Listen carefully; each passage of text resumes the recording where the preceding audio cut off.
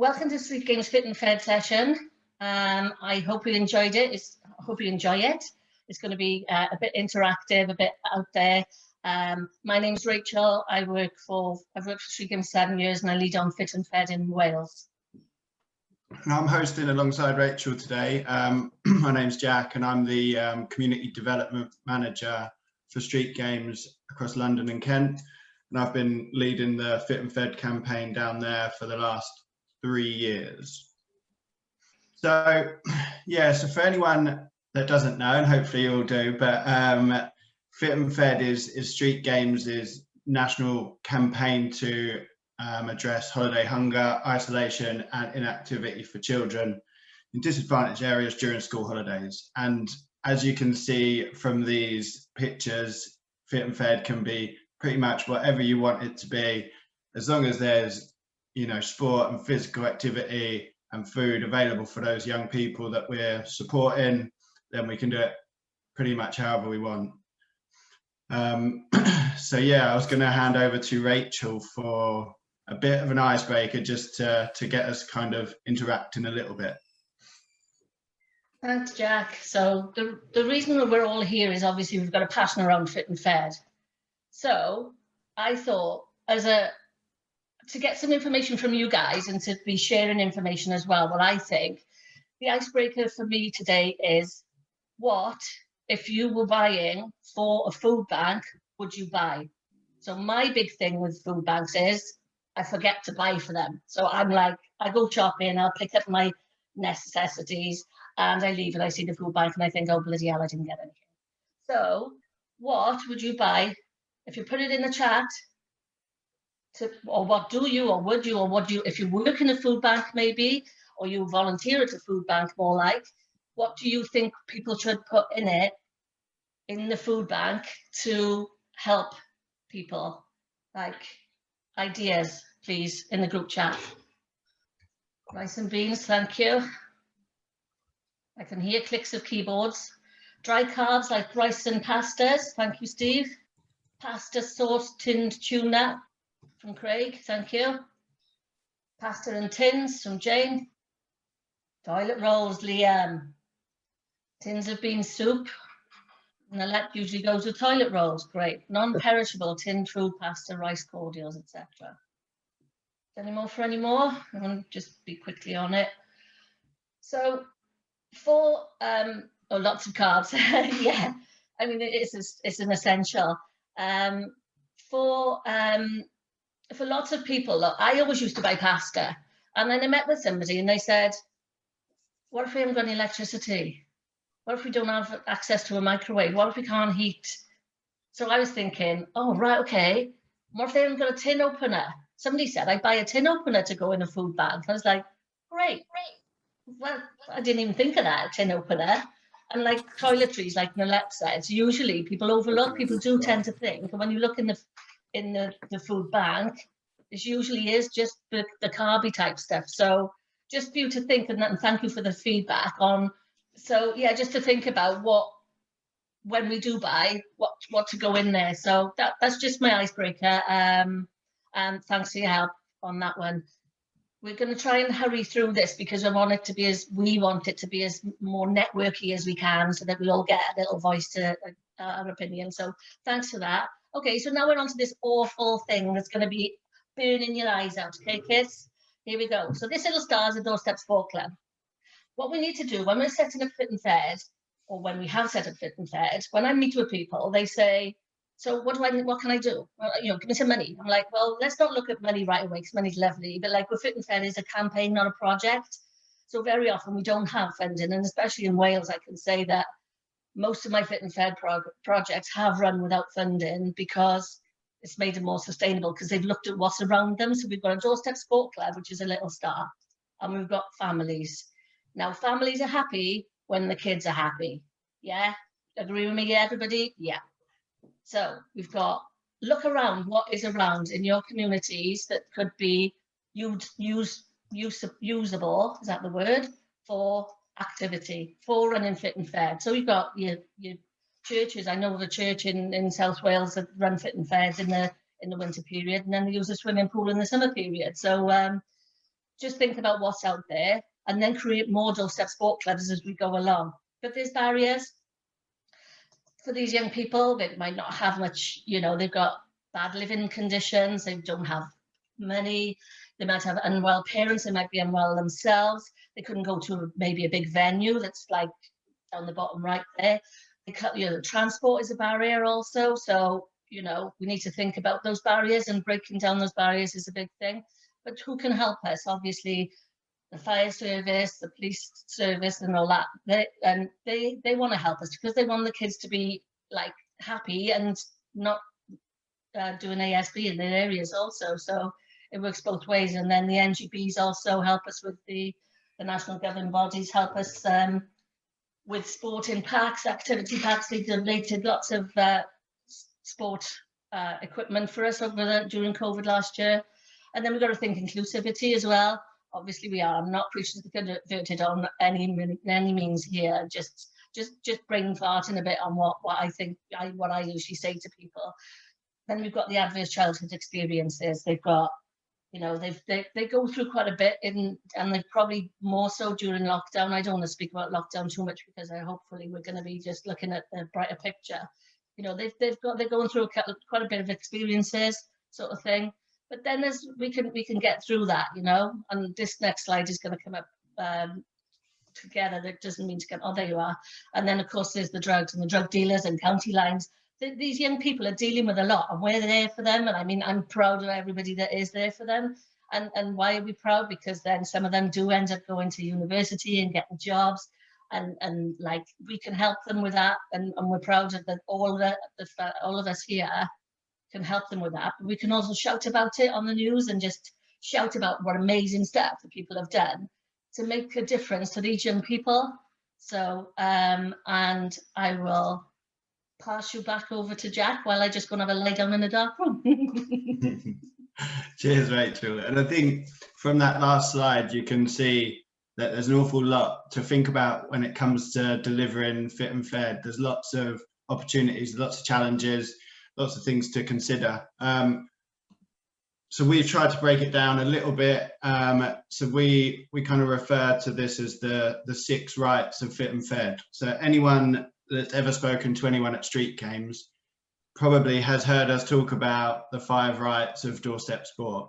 So that is essentially sport that's delivered at the right time, at the right price, the right place, in the right style, and with the right people for your young people. And essentially, Fit and Fed is doorstep sport with food during the school holidays. So that's where the 6th right comes in. And equally, where we have to consider what is the right time or the price or style for our young people, we've got to consider what the right food offer is for the young people that we work with. So,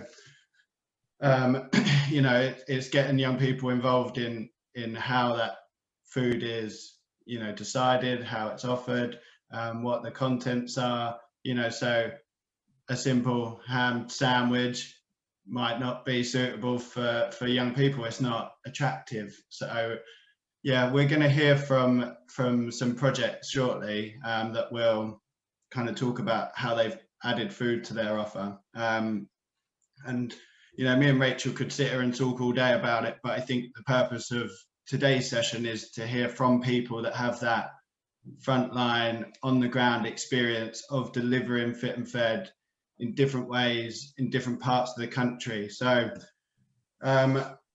we've got 3 amazing projects here today. We've got, first up, we've got the Sunnah Sports Academy Trust. Then we're going to have the county and the community from over in Wales, and we're going to have North Paddington Youth Club from London. So Nalette from Sunnah Sports Academy Trust is going to kick us off and talk for up to about 10 minutes about her amazing project over in Bradford. And then we'll go straight into Liam and straight on to Ronnie. And at the end of the 3 presentations, we're going to really open it up for some discussion and interaction and feedback for those projects that are going to share some of their experience. So I'm just going to share Nalette's slide, so bear with me a second. Right, so I'm going to hand over to Nalette, if that's okay, who we're going to talk about the Sunnah Sports Academy Trust project. Thank you, Jack. You can go across onto the next slide. Okay, so my name's Nalette. I set up Sunnah Sports Academy Trust in 2014. We started as a not-for-profit organisation, and then we became a registered charity in 2017. So we've been delivering holiday programs since we started, so just over 6 years now, and we started to deliver what we found originally, because we just offered an activity camp where the children brought their own packed lunches, and as the years went on, we started to notice that most kids were bringing a packet of crisps and a bottle of fizzy pop, or the pancakes, the chocolate rolled up pancakes in a packet, and they were bringing 2 or 3 of those, and that was it, and that was their dinner. Most of the time we'd have somebody who'd forget, so the staff, we'd end up giving our lunches to kids, and we heard of a project from Leeds Community Foundation called Healthy Holidays, that were offering to be able to give funding so that we could put meals on and so on. So we went with that option, and Street Games got involved because all of the different organisations had to have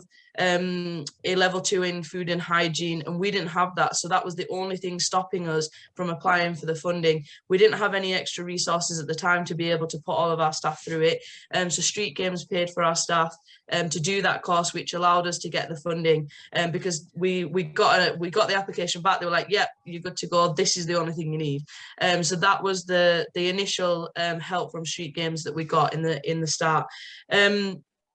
For us, the program is really about trying to give the kids an idea of a balanced life. So we start off every morning with a daily mile within the local community. So we do different routes from our community centre that the kids can do with their parents on an evening. Most of the kids that come to our organisation are Muslims, so they go to mosque on an evening. So we try to talk to them about the routes that would include their mosque, so they could do a longer route to or from the mosque to include that into their day-by-day activities.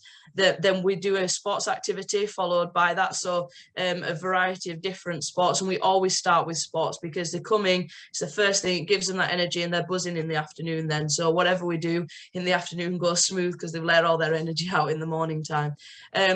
We look with our Fit and Fair projects, or our holiday projects, in trying to bring the kids into the cooking as much as we can. We found that a lot of the kids that were coming to our clubs were coming hungry because their parents either hadn't got up yet, or they just didn't know how to put something together. So some of our kids start as young as 5, and they were all making their own sandwiches. Obviously, don't worry, we don't just leave a 5-year-old with a knife, we do supervise, we do help them, but for a lot of the kids, even ones that were 7 and 8, it was the first time they'd ever made a sandwich and been able to put a meal together for themselves. So whether it's easy no-bake recipes and different things like that, then we do offer more complex meals that they can do with families and so on at home. During lockdown, we did the same thing, but we sent home the food. So we sent home food packs and recipe cards. And the parents, all of the messages that we got back were about how grateful the parents were that the kids could just get on with it. They didn't need to be hovering over them all of the time because they were easy no-bake recipes. The kids were fed through the holidays without the parents needing to worry about where the money was coming from the ingredients, or where their time was going to come in, making sure that they could put all of these things together. So on the slide in front is just some of the comments that we got back from the packs that we sent out during the lockdown. Our timings, we don't ever start before 10 o'clock because the kids don't come. They don't have structured bedtimes on a normal day. So in holidays, that completely even more goes out the window, more so goes out the window. Our current holiday schemes, we literally run penny to penny when it's not funded. So we give it as cheap as we possibly can. There's no profit for the organisation at the end of it. It literally covers staff time and food costs, and that is it. And I know that's not profitable for it's not something that everybody can do, but for us it's something that we just can't go without. So if we can't get funding for it, we just work it as cheap as we physically can. Because for us, the main thing is that those kids are getting fed, even if it's for a week, and they're given the skills within that week to be able to feed themselves outside. We look at budgets, so we give them a recipe card of how much everything costs, so they can put themselves a meal together for £2 for the whole family outside of this play scheme. We this year worked with Street Games on a project called Go Lead, and we worked with 20 community ambassadors. We put them through different sports qualifications, and then they came on board with our organizations, our organization. So those, well, we have 4 that we took on and we employed. Those will be leading this year's Fit and Fed campaign for us. So it's a good connect that even if it can't be something that Street Games can help with in the actual holiday club itself, all of the different training and resources that they have all out throughout the year can help you to train up volunteers and things like that. We've utilized it. They've done different Street Games courses, and now they're in a position to be able to lead. Just if you're able to just go on to the next slide. So this is some of the activities. We do a nature week, so they were making potpourri for their parents, and it's literally, we went to the park, collected a load of random leaves and pine cones, and then just put essential oils in it, and it was a fun activity. We got them out walking in the park. We showed them different things that they could just pick up and bring back and make something, and it was a gift for their parents. It didn't cost them anything. So for a lot of the kids, things like that, it's a great little booster for them. And again, there's some there of them coming down to do some of their activities. On the next slide, this last holiday during lockdown, we actually sent them home rounders kits, so the kids could play rounders in the garden. They got the whole street involved. So we paid for one family a rounders kit, and that involved everybody in the street then. So little things like that. If this year, hopefully we won't be in a lockdown by the point that it comes to these activities. But if it is, something like that helps, because it doesn't just give one family an activity to do. And then on the next slide, for us, we've got a 4-week program that we're planning, which will lead from an outdoor nature week through to a whole tennis camp. So we actually have Judy Murray coming to see us this year. So she's going to come meet the kids, and she's going to do a tennis workshop with the kids with us. So it's a fantastic opportunity for them to meet somebody who is a fantastic coach, and a name that they recognise as well. Most of our kids are like, we tell them a sports person, unless it's Beppe or somebody, a footballer, they don't know anybody else. So, but they all know, thankfully, they all know Andy Murray. So being able to link the two is good for them. So any opportunity to be able to give them a different experience, we just jump on board with it, whatever it might be. So yeah, that's it from me. No, that's amazing. Thank you, Nalette. I think I've seen a lot of smiling faces as you were talking through the project there. I think you're doing an amazing job, and it's really nice to hear about some of those innovative, creative ideas about how you're running things. I think it's really inspirational. Nalette, I know you have to shoot off a little bit early today, so I suppose if anybody does have any questions for Nalette now, feel free to whack them in the chat, and we'll just wait a couple of minutes to see if there are any, and then equally, if something comes up, we can pass on any questions to Nalette after today's session. Nalette, could you possibly put your email address in the chat, please? Yes, I will do. Thank you.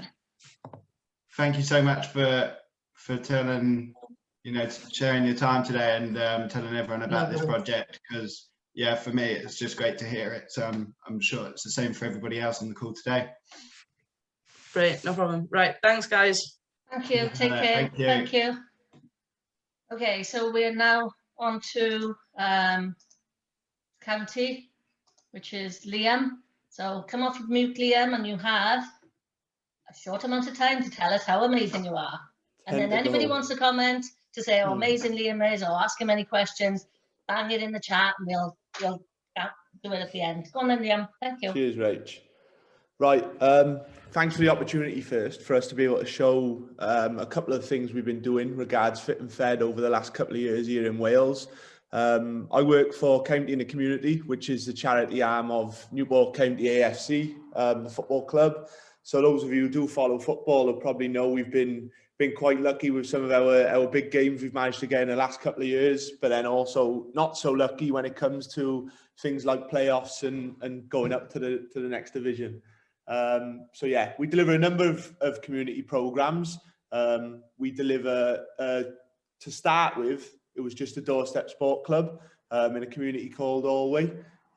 Similarly to the last presentation, we noticed there was a gap where in the holidays, young people were out all day attending our sessions in the evening and sort of not eating or not going home at all in that period. So why didn't we get them there a bit earlier, give them a bit of food while they were taking part in the sport, and then they could also stay on for their doorstep sport club if they wanted to.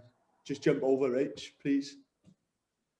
So I'm going to show, hopefully, a little bit of a journey from where we were at before COVID, what we did during COVID, and where we're at now, hopefully looking to better times and our plans for the future. So we delivered in Alway, managed to source a little bit of funding through the support of Street Games. We deliver in a tight-knit community, which is high levels of ASB, not a lot of physical activity going on, and other than the times we are there, nothing for the kids really. So I know it's not sort of okay, but no wonder there are certain things going on when the kids have so little opportunities. So we deliver from 1 till 4 to begin with. That was 90-minute sport, a lunch break, and then an hour of sport. So we do deliver football because we are a football club, but we also deliver dodgeball, handball. We delivered some smash hockey through the support of Street Games, which went down really well, and we're still delivering now. We managed to get a bit of a visit through the fire service, which was great. They brought the van along to one of the sessions. The kids could go on, put the helmets on, sound the alarm and the rest of it, and it was good. It was really good, to be fair. So food-wise, 2 of our staff went through their level 2, managed to get that, and we were making the food ourselves and taking it to the sessions. Didn't really have much buy-in from the local supermarkets and the local store, which is about a minute away from the facility, simply because the kids were going in there and sort of causing a nuisance in the week. So he's seen it as, why should I provide stuff to support them when on the days you're not with them, they're causing a bit of a nuisance and annoying my customers. So that's how it started, but move on a little bit and hopefully we can see a little bit of improvement. So that was the first session. It's just in a mugger, a hard court. We did manage to get an indoor facility and play some board games and the rest of it when it was wet. And a decent photo up in the top corner of when the fire service attended. One more, Rich, please. So during COVID, obviously we ceased delivery like a lot of organisations probably did, but we seen there was still a bit of a need for food and for sport if we could. So we started to deliver packs to houses, activity packs for sport, also packed lunches and the rest of it for the kids to eat. But as COVID moved on and the restrictions eased a little bit, we did manage to get back to some sort of delivery. So the mugger you've seen on the last page, they were closed. The council wouldn't open. So we had to move the session to a neighbouring community, which is less than a mile away, into just a green space. So the weather was good. We managed to, again, source a small amount of funding to be able to provide the food. And we linked in with some of the local primary schools. So with Claire, who was working for Street Games and who used to be involved with Street Games, but was working in a local primary school. She sort of got us a link in with kids who are sort of seen as at risk of going hungry in the holidays. Obviously, the teachers know them better than us, so they were able to identify kids who would potentially be involved. And to be fair, she came out with myself and another member of staff, and we went and knocked the doors of the young people they'd identified, because Claire was a well-known face to them from school. So she sort of introduced us to them and their families on the doorstep. and we were able to explain what we were doing, what the plans were, and basically that we were there for them to offer food, to offer sport, mainly selling it as a sport camp and not saying, do you need food in the half terms? We sold it as, do you want to come to a free football multi-skills camp? You'll also receive a packed lunch while you're there. So we seen it was easier to sell it that way, to get away from the stigma of, oh, he needs food or she needs food. Simply come along to a sport camp, and we'll give you food while you're here. That sort of went down well. One more, Rach. And this was when we managed to get back involved. So we did have a small amount of funding, which covered some staff costs as well as a small amount of food. But we managed to get a link in with a local Tesco superstore. So Danielle, the community champion there, has been great with us in donating yogurts, fruit, waters, cereal bars and crisps. So all we had to do was make whatever it may be, whether it be pasta or sandwiches, to go along with the stuff that they donated, which was great. It's gone well, and Danielle's sort of still supporting our delivery now. Next one, Rach. Prior to Christmas, one of our core projects is Premier League Kicks through the charitable fund, and the Premier League offered a small donation for us to support families with a so-called fit and fed camp, but with restrictions again. We sort of put the camp on hold, but managed to deliver 50 hampers to 50 families. It was more 100 hampers because the 50 families received a standard food hamper with your teas, your coffees, bread, milk, fruit, and they received a Christmas hamper, which contains stuff like crackers, cheeses, all your veg to cook for your Christmas dinner, and a voucher to go over to the superstore and pick up a turkey or a piece of meat that they wanted to go on the dinner, which worked really well. The bottom corner photo is a fruit and veg shop outside our office. The guy noticed we were loading a load of fruit into the van one day. Be careful when you're driving. And he came out and basically said that he'd like to support also. So we've got another decent link in here of someone who's willing to provide fruit and veg for us for the sessions. Next one, Rach. When restrictions eased once more, we targeted the families that received the Christmas hampers, and we've given them the opportunity of food, but we thought it'd be nice to be able to give them the opportunity to take part in a camp too. So they were invited along. The majority of them attended, plus a few extras. Like it says there, we had 34 engagements across a 3-day camp. The bank holiday was the Monday, so we delivered the Tuesday, Wednesday, Thursday, 10 till 1. And as well as Danielle providing a load of food for us from Tesco, the middle photo with the 2 girls and the fruit, John from the local food bank provided a load of fresh fruit straight from the market on the morning of the Tuesday. So we had bananas, apples and oranges to support the 3 days, and they lasted. And we even managed to give the kids a bit of a bag of fruit to take home with them after the last day. So that was really good. And our partnerships with Tesco and the food bank probably mean that if there wasn't a lot of funding available in the future, we could probably still manage to deliver the project based on their donations to us and their support. I think I've got one more slide, Rach. Yeah. So future for us, I put the mutual gain banner on there because we attended a bit of a funding clinic, and we were planning to deliver, like I just said, with minimal funding, with donations, but we have now managed to secure a small amount through mutual gain. And the plans for the summer is the first 3 weeks of the 6-week holidays. We're going to be delivering in the same area that was on the photos on the last slide. We're going for a Monday, Tuesday, Wednesday, 10 till probably around 12, 1 o'clock. And that's fruit on arrival, a bit of sport, break for water, some more competitive sports in the afternoon, whether it's tournaments or matches sort of style games.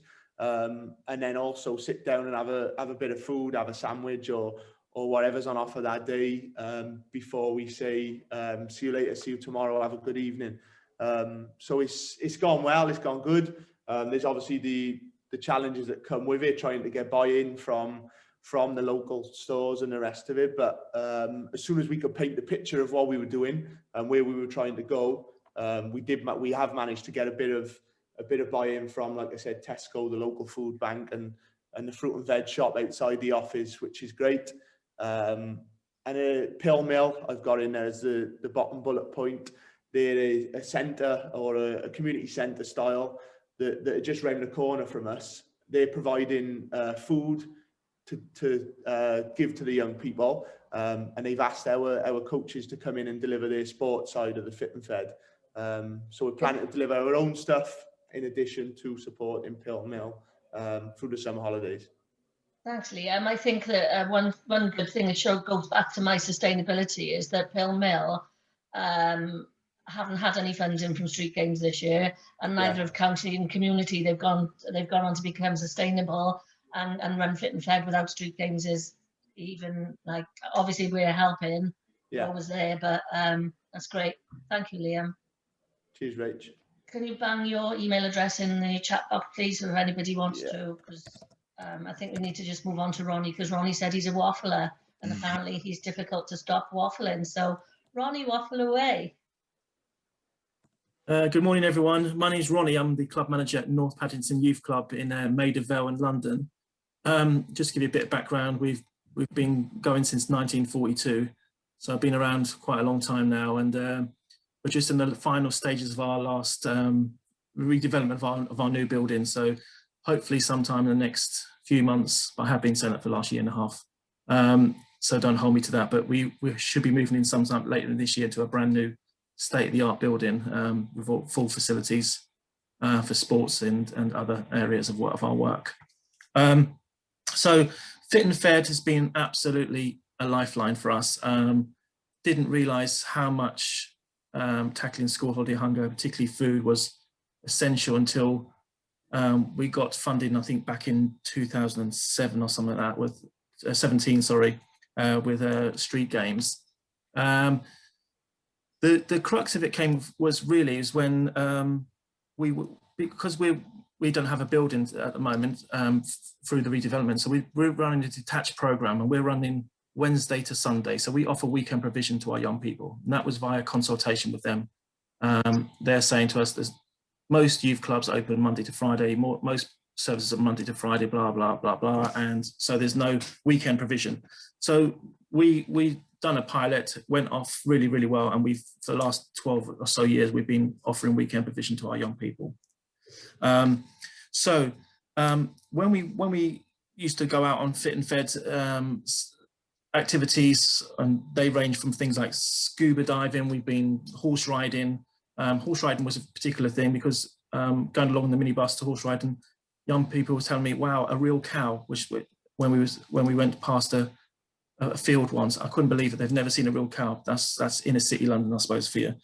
But things like Go Ape, basketball has just completely taken off in the last few years at our place. On a Saturday night pre-COVID, we would average around 57 young people just in the sports alone.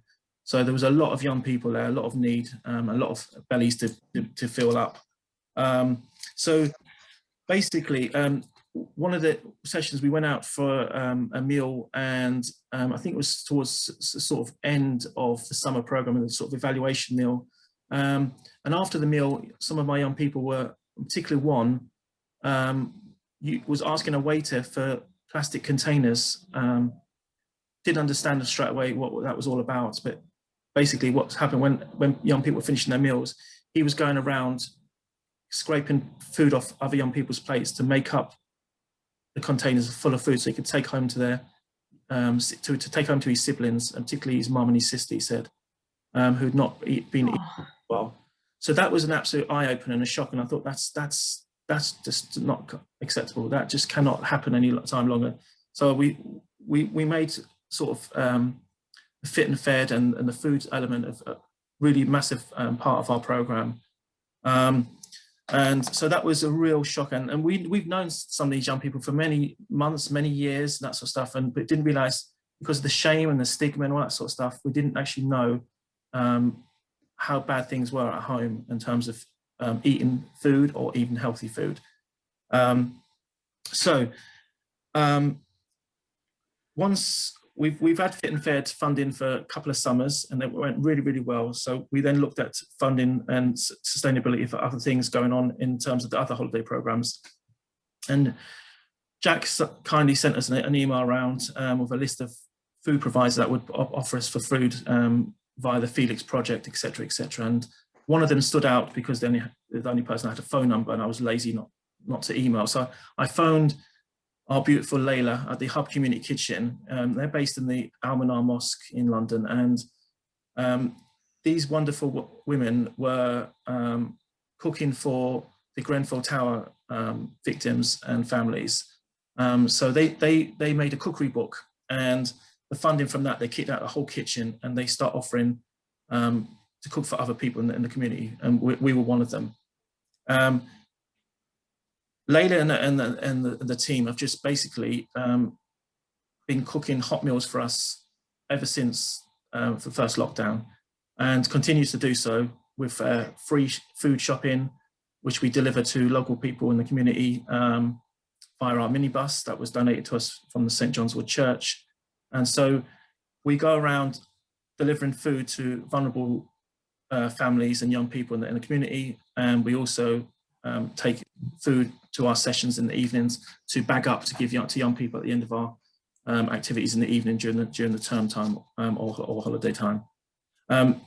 From that led on to Layla recommending Marks and Spencer's to us. So Marks and Spencer used to deliver a couple of days. We used to go and pick up from Marks and Spencer's a couple of times a week.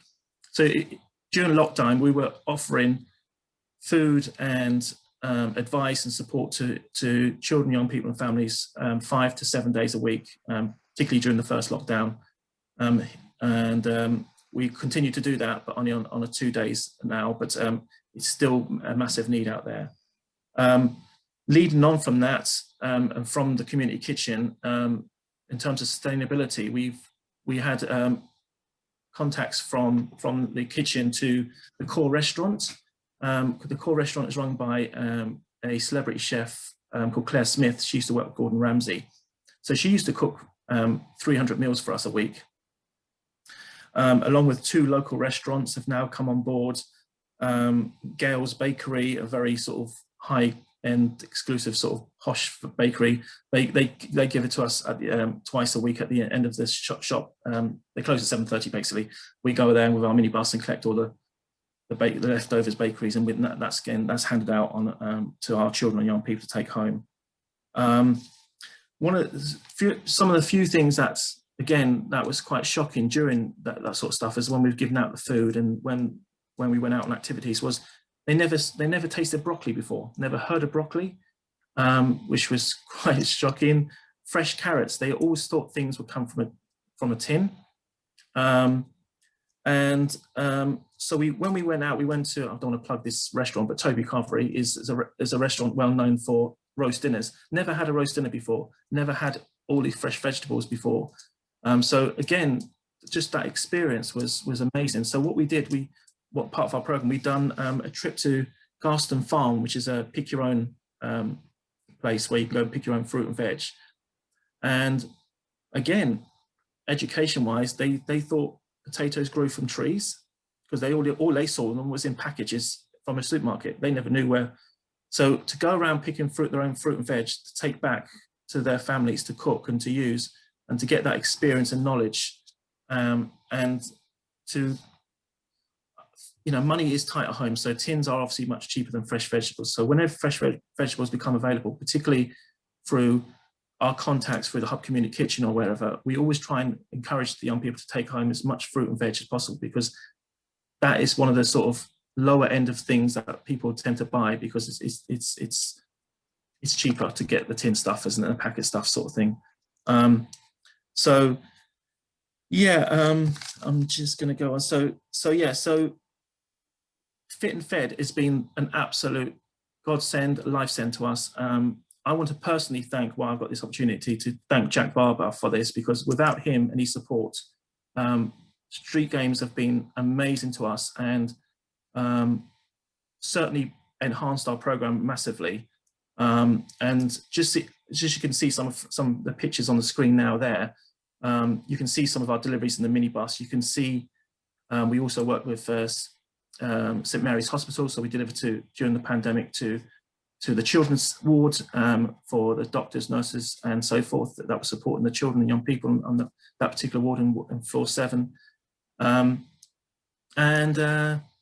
Yeah, we just continue to go from. So funding is absolutely icing on the cake, and it's always helpful, and I'm never going to ever turn it down. But what that's taught us is that you can do things without just funding, without money. There is other ways. And if you work in partnership, and if you have the networks and you're prepared to go out there and create those networks and partnerships, you can still provide a very good level of service to children, young people and their families, particularly around the food element. There's lots of places out there that will give you support. And if you do the same partnership with them and keep the same partnership, then the sustainability doesn't always require funding. It is obviously it is handy, and is something that everyone probably is easy way to sort of deliver the fit and fed. But even like, for example, this summer we don't get fit and fed funding for this year. But if I put on there, it includes fit and fed, even though it's not funded by Fit and Fed, that's what we put on the program, because that's what the young people know, and that's what will draw them in. So the food element enhances our activity, enhances our program, but most importantly, it enhances our participation. And with that means we're supporting and giving food to more young people than we wouldn't necessarily do if it was just an activity. So the food element is absolutely vital to us. Thank you.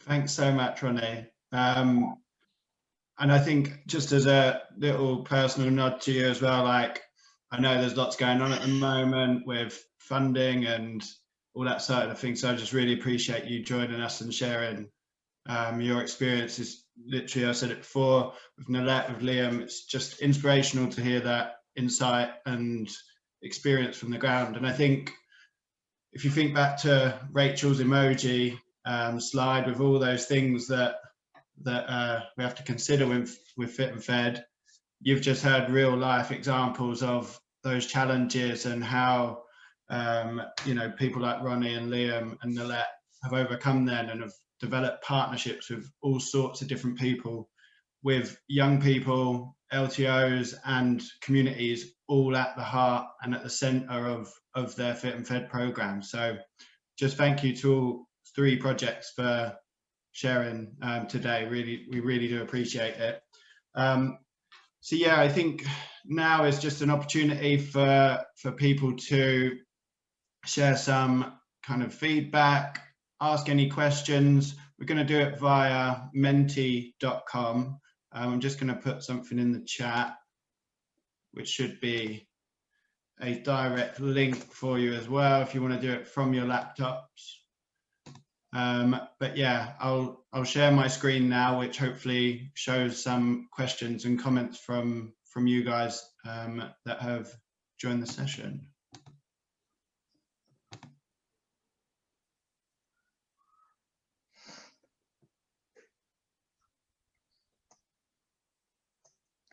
I thought that the stories that all 3 told while people are entering their feedback, if anybody wants to come off mute, more than happy to hear from you instead of hearing my Welsh accent. But I think the stories were all the same, but they were all so different, which is what I love about street games and the doorstep sports. And my emoji, everything's different. Like, we've got a swimming pool, like a swimming pool that we do Fit and Fed in, a church we do Fit and Fed in. Ronnie didn't have a building, so go on then, Jack, if you want to work on the feedback. No, it just looks like people are reiterating, the bits that we highlighted there, the rewarding, the partnerships. It's just really all really positive.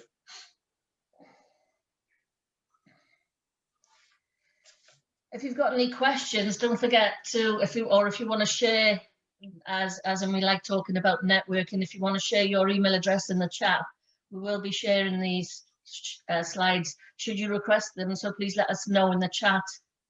I know I'm asking you to multitask, and I'm the one who says I can't. So we've got a couple of minutes to go, so it's great. Thank you. Sorry, Jack, keep jumping in on your. No, that's okay. Ronnie, did you whack your email in the chat? Hello, Jack. Do you mind if I say something or ask a question?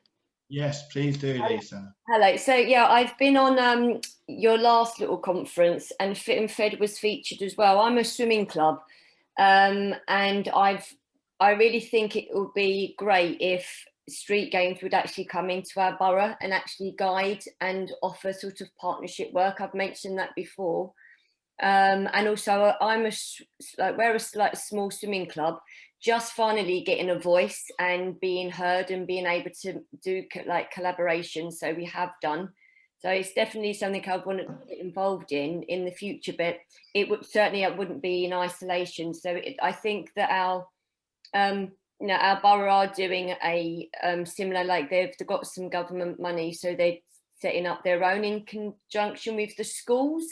So do Street Games help collaborate with and partnership with local authorities, or is it quite separate at the moment? No, we can definitely support with facilitating those partnerships. Whereabouts is it you're based, Lisa? Was it Hounslow? Hounslow. So I'd really like to meet up with someone from Street Games, because there's another number of areas where I think that you just fit brilliantly. I'm part of your network, thankfully now, and it all started off with getting involved in like funding, the funding courses that you run, and then your whole concept is totally what I'm all about as well. Very, very community based. Our club's been around forever, since like 1938. I've lived in the borough for 43 years, and I used to compete at the London Youth Games for Hounslow, so I'm really sort of like an advocate for my borough. It's just been really difficult trying to get a voice, but that is slowly, the mindset is changing now with this new way of working, particularly with the local leisure centres, which is good. But I think Street Games have got so much to offer. You're so far forward in what you've developed, and I think our borough could really benefit. So if you can just, so I'm really, my areas is including Fit and Fed, it's really, as well as the youth social prescribing as well network. So there's just a few areas I think that you'd be brilliant to work with, and collaborating with other things that are going on, because we've got some really brilliant organisations, but sometimes they don't know what each other's doing either. And I think it's just like bringing all of that to make one big collective brilliant service. Definitely. No, I think me and you can pick that up, Lisa. Yeah, I'll put my email in the chat, shall I? Yeah, please do. Can I just jump in there? Thanks, Lisa. Obviously, you mentioned about the local authority, the government funding for this summer, which is the holiday activity and food programme known as HAF. That's it. It's being the funding has gone to all local authorities across England, and it's being pushed out in various different ways. So if I can't tell you whether the funding is closed or whether it's still open in your area, because every local authority has got a different process for dealing with this funding, which I appreciate isn't helpful to community organisations trying to navigate your way through this process. But some of them may still be open, and it's worth trying to find out for this summer. And equally in Wales, there is a similar thing called the Summer of Fun, on a much smaller scale and a bit later to the party, as they say. It's only just been announced this last week, and the funding's not actually reached the local authorities yet. But again, if you are a community and voluntary organisation in Wales, it's worth contacting your local authority, because they are applying or have applied for Summer of Fun funding. So they're a little bit later in the day, but unfortunately there isn't a coordinated approach across either of these funding pots that we can point you in the direction of.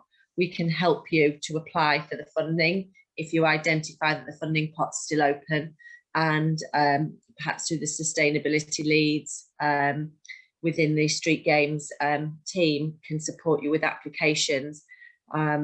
So sorry, we can't be a bit clearer on that. It's just the way the funding has gone across both England and Wales. Kevin's just put something on the chat as well, if people want to just check that out, because I think time's moving on slowly. Thank you, Jane. Go on, Jack, back over to you. Now, I was just going to add for Lisa as well. I've been in conversation with some people at Hounslow, at local authorities, so I can bring you up to speed on where they're at with the HAF programme as well.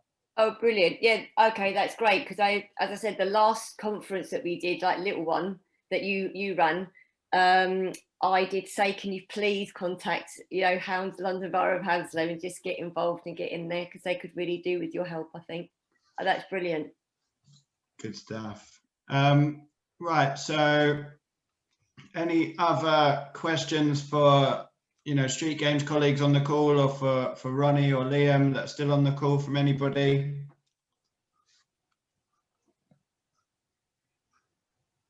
Feel free to unmute as well if you want to just shout out. That's absolutely fine. Let us know if you want a copy of these slides as well, and we'll get them emailed over to you. Right, so I think we're coming up to the end of the session. Me and Rachel will be staying on for the next few minutes, so feel free to hang around if you want to chat to us afterwards. But I think, for the time being, thank you for joining us. And if you need to leave now and join one of the sessions later on, that's great. Have a coffee, have a little break. But thank you so much for joining us, and thanks again to Nalette, Liam and Ronnie for sharing such amazing stories and experiences that they've had, and hats off to them for delivering such amazing programs.